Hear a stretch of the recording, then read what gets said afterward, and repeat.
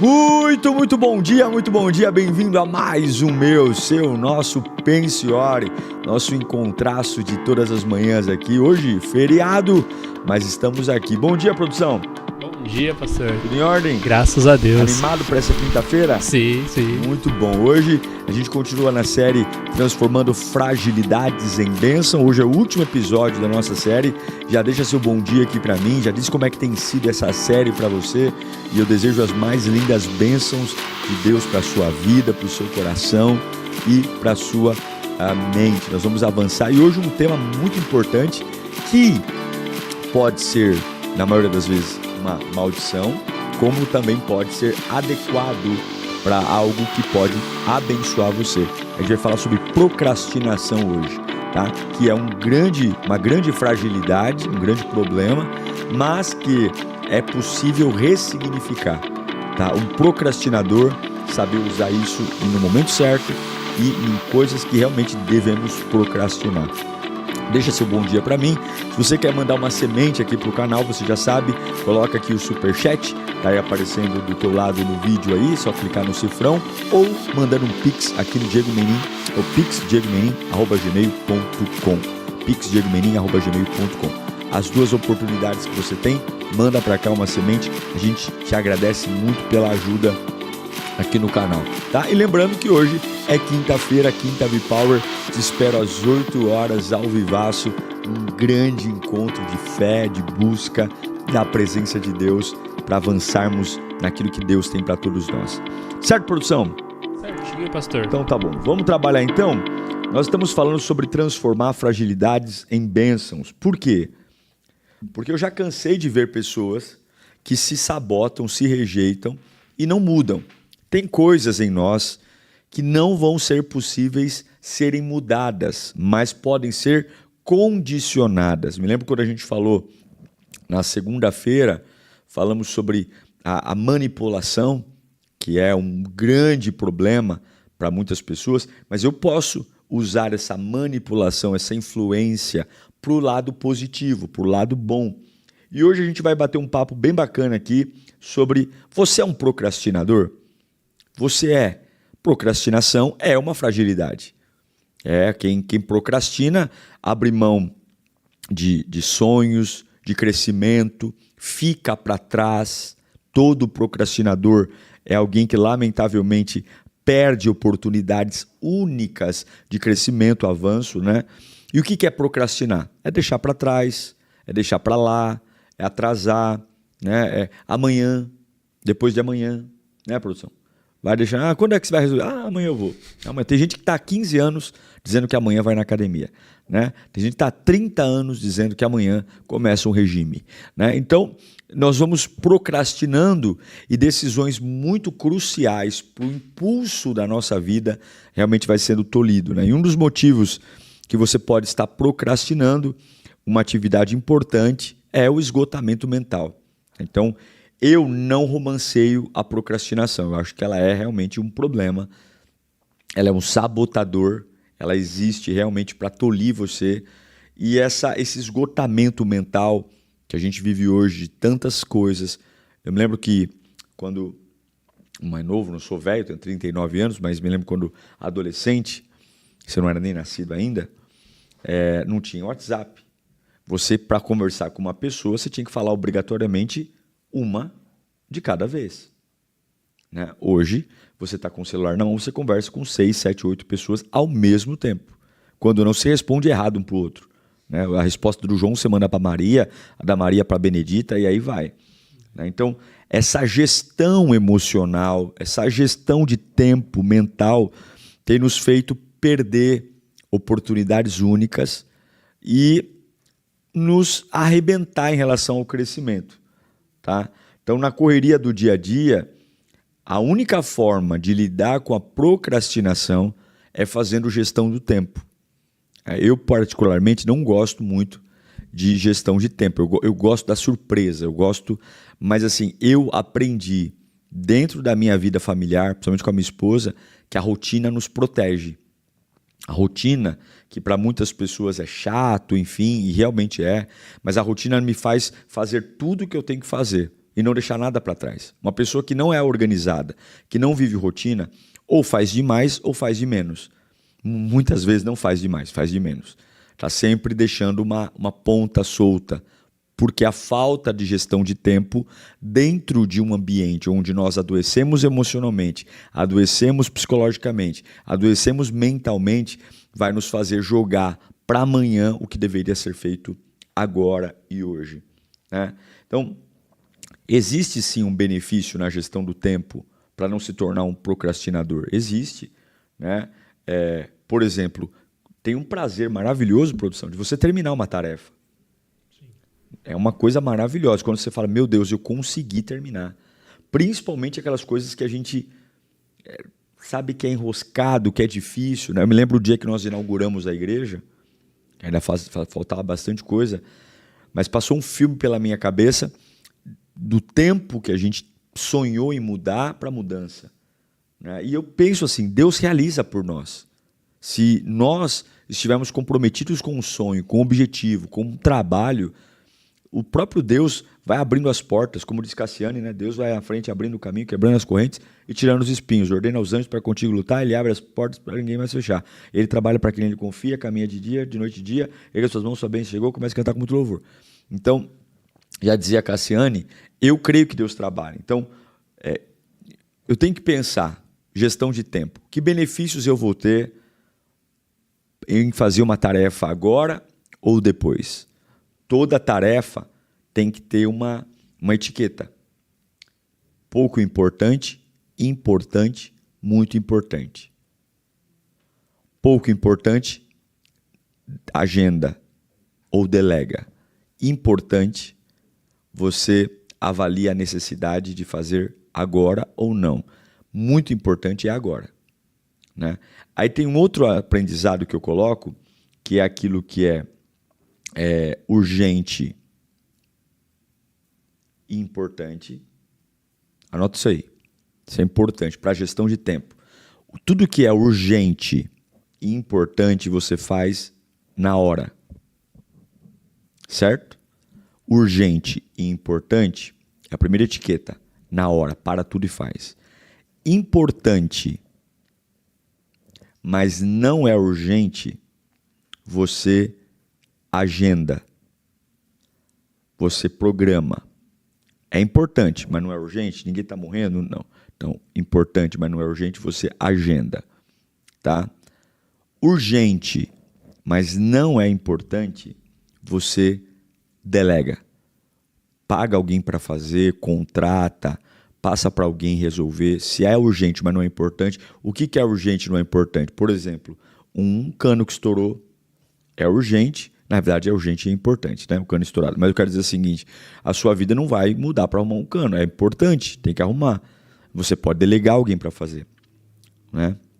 Tem coisas urgentes, mas que não, o que é o importante? É que você não precisaria parar o teu bom trabalho para ir fazer.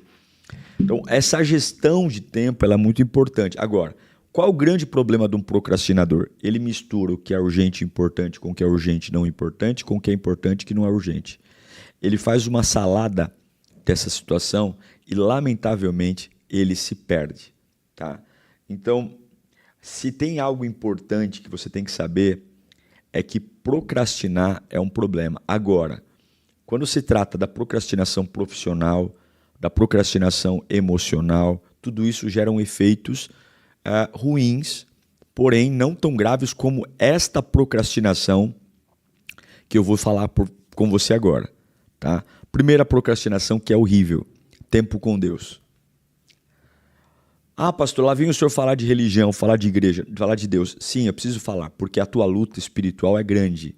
Você não tem noção do quanto a sua relação com Deus ela é de fato importante. Você não sabe a luta que está sendo travada nesse instante da parte demoníaca para te roubar, matar e destruir. E Deus para te dar vida. Então, quando foi a última vez que você, por exemplo, orou que pese 5 minutos? Quando foi a última vez que você leu sequer um capítulo da Bíblia? Quando foi a última vez que você colocou um louvor no rádio? É só música erótica, é só funk, é só sofrência. A verdade é que nós esperamos viver com Deus uma vida que nós não plantamos. A gente espera uma transformação, um avivamento, olhamos para algumas pessoas se derramando na presença de Deus e a gente fala, meu Deus, como se aquele camarada fosse um iluminado, né? E eu fosse o cocô do cavalo do bandido em relação à adoração. Não, não é. Você é uma bênção, mas você não planta. Então, quando foi a última vez que você assistiu um sermão, uma pregação, ao invés de ficar 2 horas vendo Netflix? Então, a procrastinação, ela muitas vezes ela não existe de uma forma real, porque você fala, pastor, eu estou o tempo todo fazendo coisas, eu não estou parado, eu não paro nunca. Mas o problema da procrastinação é quando ela está relacionada às coisas de Deus. E eu já cansei de ver casais dizendo, pastor, eu estou me afastando da obra de Deus porque eu não tenho tempo. Eu estou me afastando das coisas de Deus por causa da faculdade, por causa do meu filho, por causa do meu trabalho. Nós oramos para Deus nos dar a faculdade e a faculdade nos afasta da presença de Deus. Oramos para Deus nos dar um casamento e o casamento, quando vem, nos afasta da presença de Deus. Oramos por filhos, oramos por emprego, oramos por uma série de coisas. Veja, toda procrastinação é ruim, mas a procrastinação em relação às coisas de Deus é mortal. Mortal. É muito sério. A vida é feita de prioridades. Preguei sobre isso esses dias. Quando o profeta Elias vai à casa da viúva em Sarepta, ela está pegando ali uns pedacinhos de madeira no chão para fazer a sua última refeição. E o profeta Elias fala para ela assim, traga o primeiro pedaço para mim. Quem olha para um pedido desse e fala, o profeta Elias, ele realmente não tem noção das coisas. A mulher está passando fome, a mulher está morrendo, há uma seca em Sarepta, ela não tem dinheiro, não tem água, ele pediu água primeiro, agora pede comida, mas veja, Deus não negocia, porque o reino de Deus não destrava milagre por profecia, o reino de Deus destrava milagre por prioridade. A prioridade da minha vida determina onde eu chego e quem eu sirvo. Por isso que Jesus diz, busca primeiro o reino dos céus e as demais coisas vos serão acrescentadas. As demais coisas são acrescentadas quando tem uma prioridade. Quando eu sei para quem eu olho primeiro. Então não é louvar primeiro. Não é cantar primeiro. Não é ler a Bíblia primeiro. Não é dizimar primeiro. Não é ir à igreja primeiro. Não é lembrar de Deus, é lembrar de Deus primeiro. Porque eu posso fazer. E esse é o grande problema dos crentes. A gente se orgulha em fazer, mas não faz primeiro. Primeiro é a minha vontade, primeiro é a cobrança, primeiro é a pressão, primeiro é o ambiente, mas não faz primeiro. E existe um poder em fazer primeiro. Existe uma glória liberada quando você faz primeiro. Então vamos lá, vamos colocar prioridades, tá bom? Vou te ensinar. O que é o primeiro lugar da tua vida que você não pode procrastinar? Deus. Escreva aí, primeiro lugar, Deus. Deus é o primeiro lugar. Deus é. Não existe outro como Ele, não tem. Em Josué capítulo 23, versículo 11, Josué 23, 11, fala assim, por isso, dediquem-se com zelo e amor. Li errado. Por isso, dediquem-se com zelo a amar o Senhor, o seu Deus. Quando nós falamos sobre Deus vir antes, não é porque as coisas que nós dispomos a renunciar não tem mais lugar nas nossas vidas. Não estou falando para você viver igual um ET, ou um rato de igreja, ou uma pessoa que vai viver enfiada. Né? Não. Eu vou viver, eu vou trabalhar, eu vou ter filho, eu vou viajar, eu vou fazer faculdade, eu vou viver socialmente. Mas o meu coração se inclina em algumas prioridades que fazem tudo fazer sentido. Então, Deus é o primeiro lugar. E o que é estar em primeiro lugar? Nada concorre com Ele. Filho não concorre com Deus, mulher não concorre com Deus, emprego não concorre com Deus, os valores de Deus são os meus valores, os princípios de Deus são os meus princípios, é intocável, é inegociável, não se altera, não se movimenta, certo? Deus, em primeiro lugar. 2, qual que é a prioridade da tua vida? Família. Família. A Bíblia fala algo muito pesado em 1 Timóteo, capítulo 5, versículo 8. Paulo vai falar sobre isso ao seu filho na fé, Timóteo. Se alguém não cuida dos seus parentes, especialmente dos da sua própria família, negou a fé e é pior que o descrente. Então, primeiro lugar, Deus. Segundo lugar, minha família. Eu estou cansado de ver crente que é uma bênção na igreja, mas é um péssimo testemunho dentro de casa. O camarada não cuida dos seus, vai no aniversário de todo mundo e o filho dele não tem aniversário. Eu não estou falando aqui de luxo, buffet, dinheiro, eu estou falando de lembrança. Ele tem conselho para todo mundo e dentro da casa dele é um dinossauro, é um grosseiro, é um xireque. Né? Por quê? Porque é hipócrita. Confunde Deus com igreja. A igreja é importante, mas a igreja vem depois da família. O teu maior ministério não começa na igreja. E eu sei, né? Eu sei não por mim, mas por exemplos de pessoas que eu conheci, o quanto que é um estrago você dedicar-se mais à obra de Deus do que à sua família. Uma das minhas grandes preocupações é que minha filha, quando crescer, não olhe para o meu ministério pastoral e diga que a igreja roubou o pai dela, que a igreja tirou dela o pai. Não. Então eu preciso me organizar para que minha filha entenda que a casa de Deus é uma bênção, que a casa de Deus não destruiu o pai dela, não destruiu a mãe dela, não destruiu a infância dela, que ela teve uma boa escola, que ela teve uma boa companhia, que ela brincou, que ela soube ser amada e foi amada de um jeito muito especial e que a igreja, muito pelo contrário, não tirou ninguém dela. A igreja apenas fortaleceu a base da vida. Agora, isso é muito triste porque muitas pessoas são muito bons em muitas coisas e procrastinam a família. Né? Procrastinam, são péssimos pais, péssimas mães, não têm paciência, não têm educação, né? São ótimos profissionais, ótimos ministros de louvor, ótimos voluntários, mas péssimos dentro de casa. Tá? A terceira prioridade para você, né? Muitos pensariam que agora é a igreja. E não é a igreja. Dentro da linha de prioridade, a terceira prioridade, primeiro Deus, depois família, vem trabalho. O trabalho é muito importante. Uma vez eu dou aula aqui na igreja, a gente tem no Lírio Play, um dos temas é organizar essa linha de prioridade. Deus, né, família, trabalho. E as pessoas ficam bravas porque alguns colocam a igreja antes do trabalho. Ah, pastor, não, a igreja é muito importante, mas ela não vem antes do trabalho, porque não tem como simplesmente eu cuidar da minha família se eu não trabalhar. Como é que eu vou levar comida para dentro de casa? Como é que eu vou calçar meus filhos? Como é que eu vou pagar água, luz, telefone? Como é que eu vou sustentar a minha família sem trabalho? Eu sei que muita gente demoniza o trabalho. Um dia uma pessoa me perguntou assim, pastor, o inimigo está se levantando. Por quê? Porque eu acabei de me firmar na igreja e abrir uma porta de emprego para mim que há anos eu estou esperando e eu não vou poder vir no culto. Falei, irmã, isso não é uma maldição, isso é uma bênção. Emprego é uma bênção. Você vai ter recurso, você vai ter condições de sustentar a tua casa, pagar teus recursos, comprar alimento. Na igreja você troca. Tem igreja hoje para todo canto, todo tipo de horário. Eu não endeuso igreja. Eu acho que congregar é importantíssimo e temos que congregar. Um crente sadio, convertido, ele faz parte de uma comunidade local. Agora, abraçar uma comunidade local e dizer assim, olha, eu estou abraçado nessa comunidade até morrer, pelo amor de Deus. Ah, eu sou assembleano até morrer, eu sou liriano até morrer. Meu irmão, você tem que cuidar da tua família, você tem que trabalhar e você tem que priorizar o teu Deus. Se não dá para congregar nessa igreja porque o horário está atrapalhando o teu trabalho, muda de igreja, porque antes da igreja vem o teu trabalho. Né? Trabalhar é uma ordem bíblica.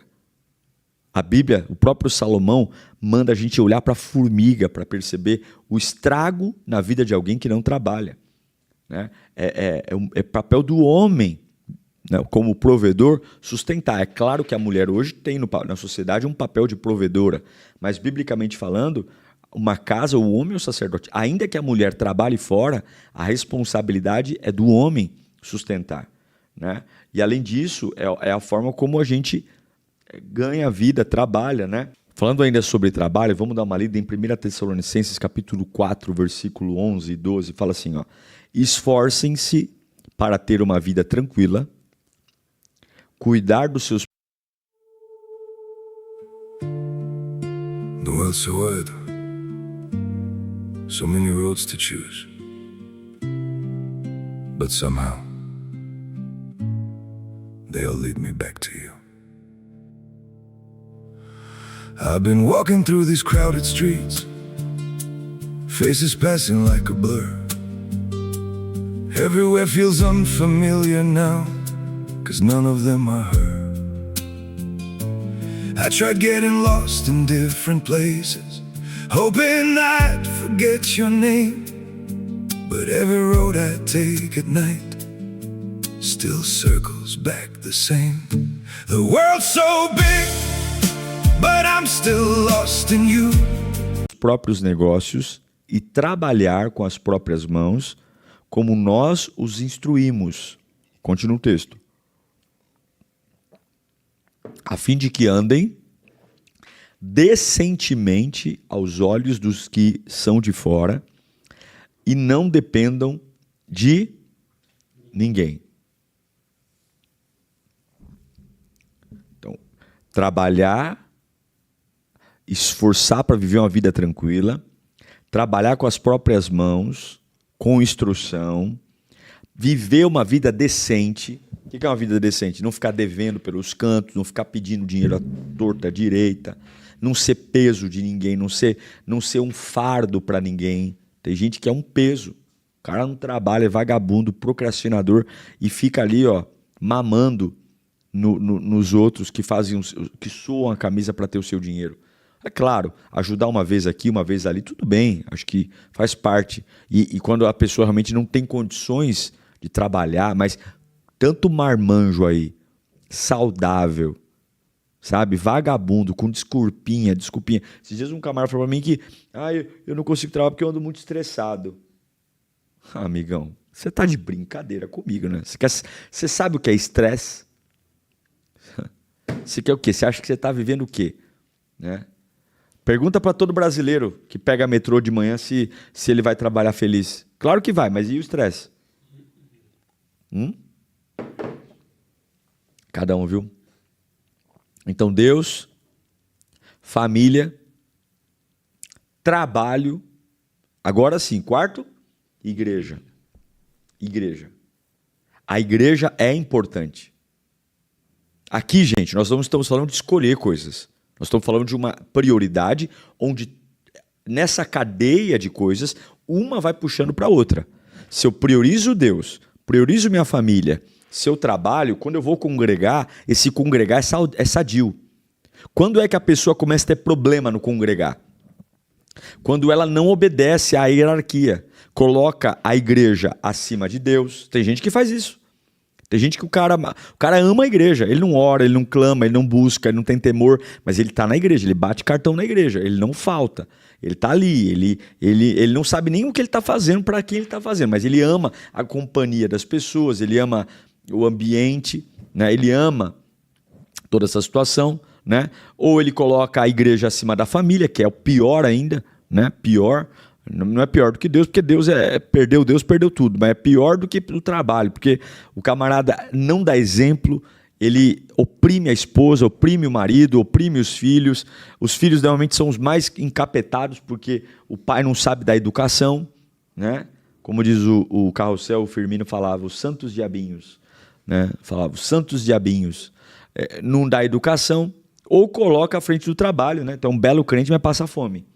Né? Eu não posso trabalhar porque tem vigília, eu não posso trabalhar porque eu tenho que ir para o monte, eu não posso trabalhar porque é na hora do culto. Para de ser vagabundo, vai trabalhar. Deus está no banheiro da tua casa, Deus está no teu carro, Deus está no ônibus, Deus, é só você clamar que Ele te atende e vai buscar uma igreja que dê para vocês trabalhar e congregar. Tem igreja que tem culto o dia inteiro. E quarto, igreja. Aí sim, ir para a igreja, quando Deus é prioridade, família e trabalho, aí você congrega, aí você é fortalecido, aí você não é mimizento, aí você não fica caçando pelo em ovo, aí você não se ofende facilmente, porque você tem base, tem Deus, tem família e tem trabalho. Então, agora, igreja vem antes da vida social. O que é vida social? É shopping. Vida social é cinema, é lazer. Então, quando eu coloco a igreja como quarto item, tem 5, mas como quarto item, não é dizer que congregar é ruim, que congregar, não importa. Não, importa sim. E ela vem antes de um quinto elemento, que é a vida social. O que é a vida social? É churrasco, família, é o que eu falo sempre, ó, família é pai e mãe. tá? Tio, tia, primo é parente. Então, por exemplo, se meu pai não é convertido, minha mãe não é convertida, e faz um almoço, um jantar, na hora do culto, eu falto no culto para ir nesse almoço. Entendeu? Ah, meu filho não é convertido, ele vai fazer um almoço na hora do culto. Cara, eu vou faltar no culto para ir nesse almoço.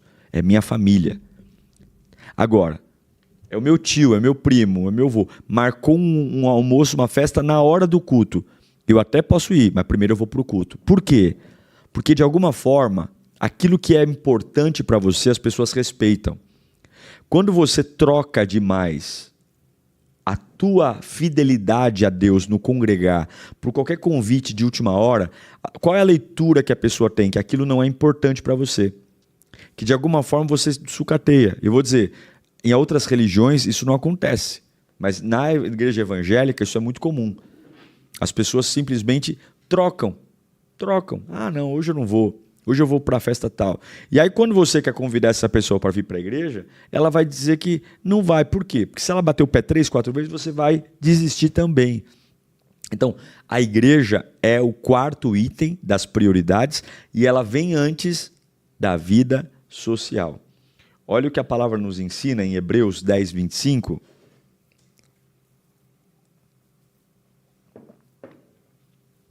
Hebreus 10, 25. Não deixemos de nos reunir como igreja, segundo o costume de alguns, mas procuremos encorajar-nos uns aos outros, ainda mais quando vocês veem que se aproxima o dia. Então, a palavra nos ensina a congregar, a estar na presença de Deus. Então, fechando a hierarquia, que eu não posso procrastinar, né?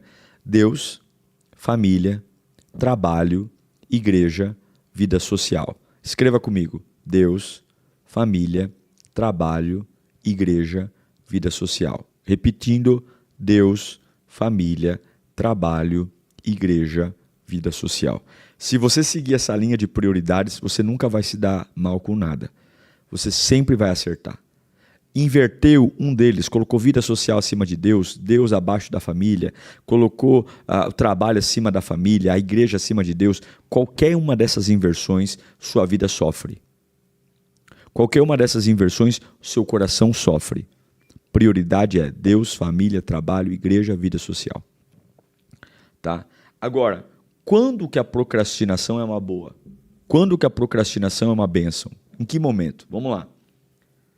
Vou te dar aqui, para a gente encerrar, 3 características quando, de fato, você que é um procrastinador mora aí, quando que a procrastinação, de fato, pode ser uma bênção. Tá? Primeiro, para maldade.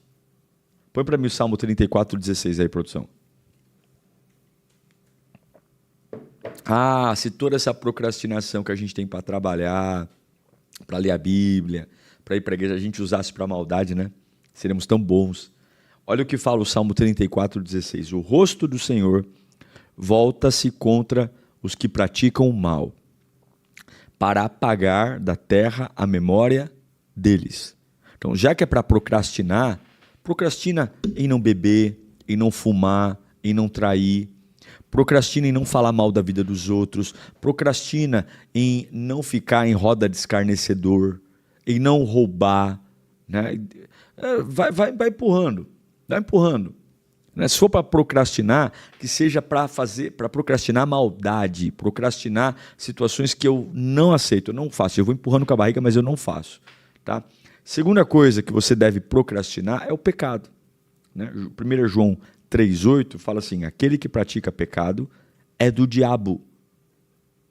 1 João 3,8. Aquele que pratica pecado é do diabo, porque o diabo vem pecando desde o princípio. Para isso, o Filho de Deus se manifestou, para destruir as obras do diabo. Se é para ser lento, se é para ser moroso, se é para quase não fazer nada, que seja para pecar. Mas tem gente que é péssimo para fazer as coisas de Deus, lento, preguiçoso, vagabundo, relaxado, mas na hora de fazer as coisas, né, na hora de fazer os pecadinhos, na hora de satisfazer os prazeres da carne, é extremamente ágil, rápido e interessado. Tá? E a terceira coisa que você pode procrastinar sem problema é parar as divergências.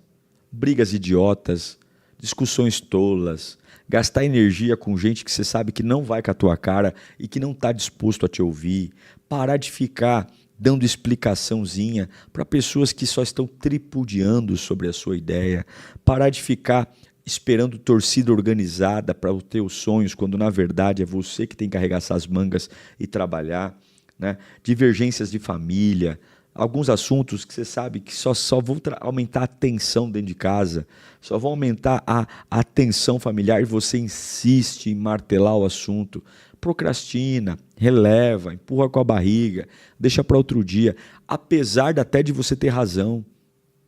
Apesar até de você ter razão, de você, de alguma forma, falar, não, eu estou na minha razão, na minha verdade. Mas para quê?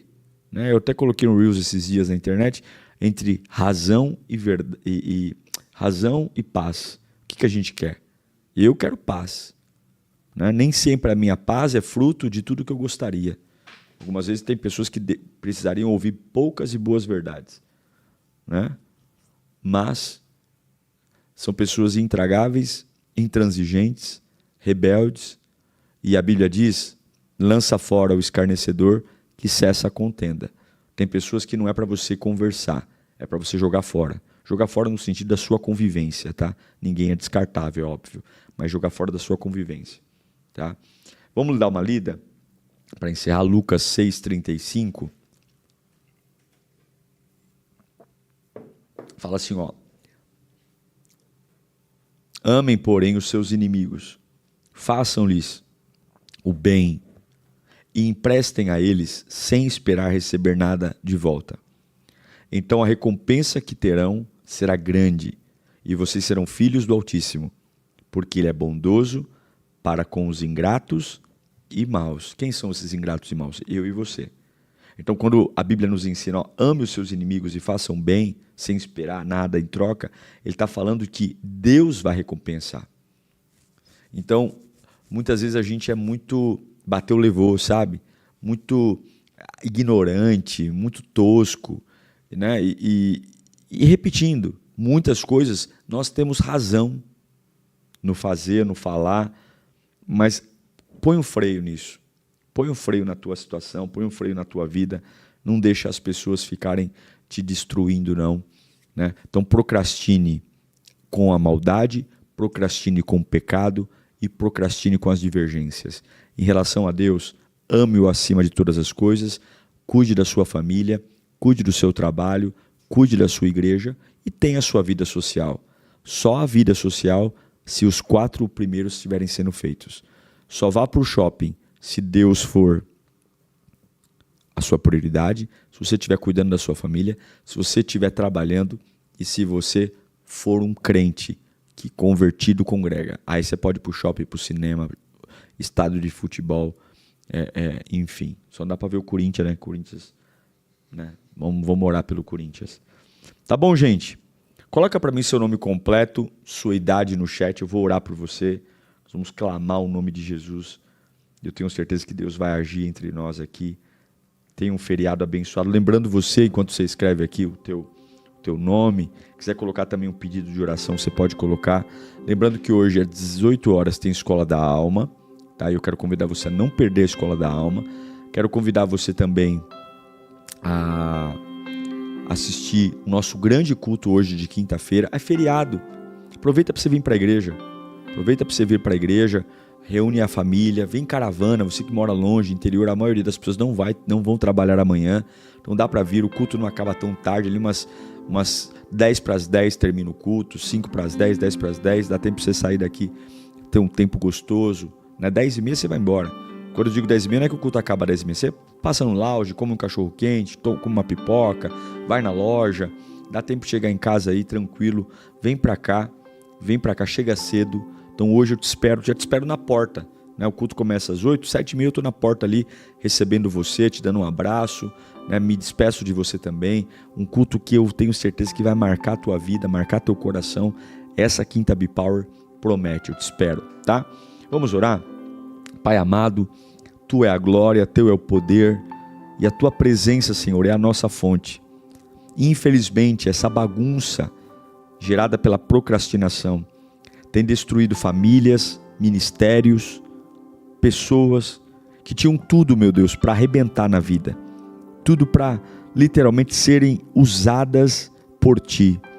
Mas infelizmente, Pai, elas perderam tudo pela bagunça e procrastinaram onde não deveriam e foram ágeis onde deveriam. Foram ágeis no desânimo, ágeis no pecado, ágeis, ó Deus, em coisas que te afastam de nós mesmos. Mas nós queremos te pedir perdão, Pai. Te pedir perdão por nossos erros, por nossas falhas e te implorar, esteja conosco, Senhor. Quebra as maldições, quebra os opróbrios, quebra as ruínas. Desfaça, Senhor, todo o laço do inferno, todo o laço do inimigo que visa destruir, matar, roubar. Senhor, eu peço a Tua direção e o Teu amor, Pai. Visita a vida dos Teus filhos, visita a vida das Tuas filhas. Visita, Senhor Jesus, a presença do Senhor é a presença que cura, liberta e transforma. Oh, Pai querido, Tu és bom. Oh, Pai amado, Tu és fiel. Tu és eterno. Tu és maravilhoso. Pai bendito, Pai maravilhoso. Eu peço que o Senhor venha tirar as escamas dos nossos olhos, Senhor, e nos ajudar a organizar, colocando o Senhor como prioridade na nossa vida. Não há nada mais importante que o Senhor. Nada. Em segundo plano, nos ajude a cuidar da nossa casa. Senhor, todo o relaxo, toda indiferença que tem acontecido dentro dos nossos lares, que o Teu Espírito Santo nos ajude nesta manhã. Deus, nosso trabalho, nós pedimos que o Senhor nos ajude a vencer a vagabundagem, a preguiça. Senhor, está amarrado em nome de Jesus esse espírito de preguiça, esse espírito de vagabundagem, de ficar na cama, sem querer trabalhar, ó Deus, se contentando com as migalhas. Ó Deus, nos ajude a romper essa bolha, nos ajude a voltar a ter prazer em congregar na Tua presença, em estar na Tua casa, em Te adorar, em Te bendizer, em levantar as mãos e Te servir, em ser um dizimista, um ofertante, um voluntário, alguém que realmente depende de Ti, meu Pai. E por fim, em quinto lugar, que possamos ser pessoas que têm uma vida social adequada, uma vida social de família, de paz, de lazer, onde possamos ser abençoados. E que se tiver que sermos lentos, quase parando, que seja com a maldade, com o pecado e com as confusões. É o que eu Te peço e Te agradeço, Pai. Fala conosco e nos ajude, nos dê um dia maravilhoso, de bênçãos, de paz e de refrigério. Em nome de Jesus eu oro. Amém e amém e amém. Gente, é muito bom estar com você aqui, tá? Se você quiser contribuir no nosso canal, você já sabe, manda um superchat para cá, ou pixdiegomenin@gmail.com, tá aqui embaixo, pixdiegomenin@gmail.com, ou superchat que tá aparecendo. Se você não tem meus livros ainda, tá fazendo um sucesso, em Deixe Ir Novo, tá voltando a ser o campeão de vendas. Você pode entrar no bepowerstore.com.br ou diegomenin.com. Os dois sites dão no mesmo lugar, bepowerstore.com.br ou diegomenin.com.